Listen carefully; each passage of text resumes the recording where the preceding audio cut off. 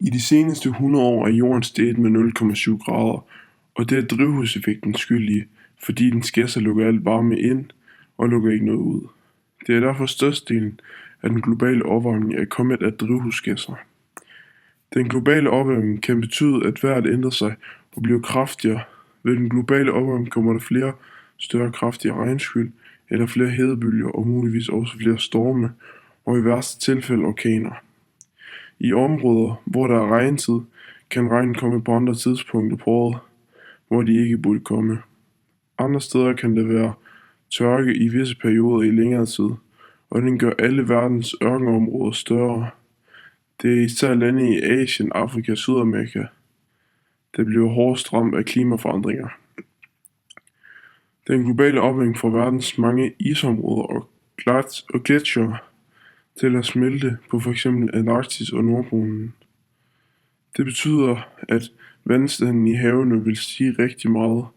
Man frygter, at den lille ø Maldiverne, som kun ligger 1,5 meter over vandets overflade, cirka, vil forsvinde under det stigende hav. Men det er kun, hvis den globale opvarmning fortsætter i samme tempo som altid. Vi udleder CO2 hele tiden, f.eks. når vi kører i bil, tager flyveren eller opvarmer vores huse med f.eks. kul eller gasarter, sendes der CO2 ud i atmosfæren. Både mennesker og dyr udleder også CO2, hver gang de ånder eller prutter. Men den udledning af CO2 kan vi selvfølgelig ikke fjerne, men de andre slags for CO2-udledning kan vi gøre noget ved.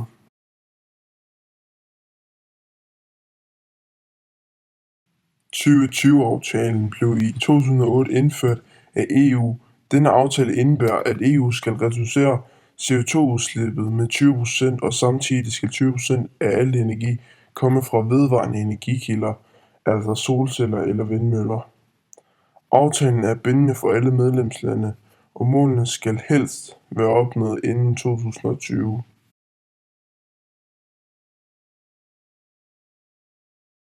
Alle levende væsener er en del af klimaet og er skyld i, at der udledes drivhusgasser overalt på jorden hver dag.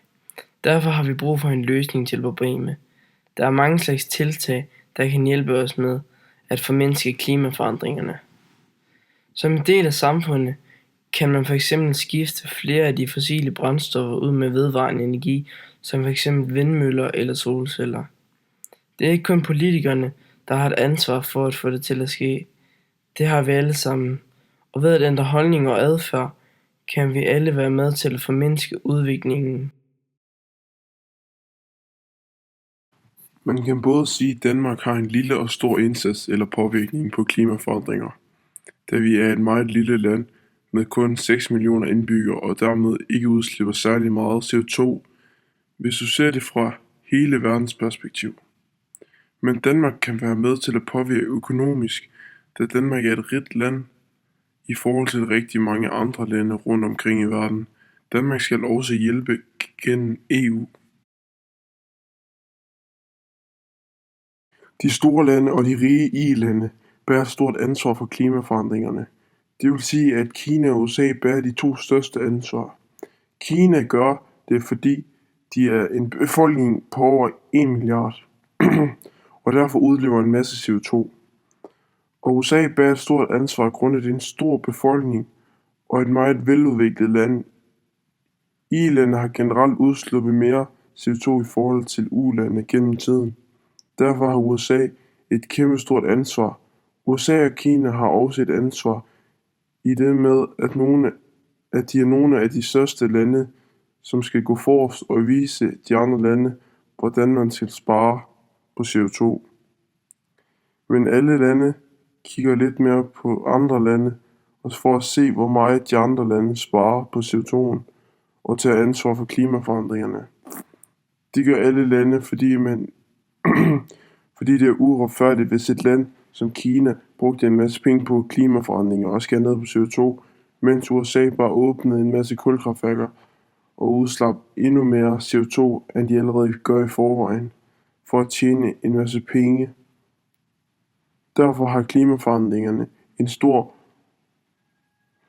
dominoeffekt, da hvis nogle lande begynder at udslippe mere CO2, vil andre nok også gøre det, for ikke at miste for mange penge i forhold til andre lande.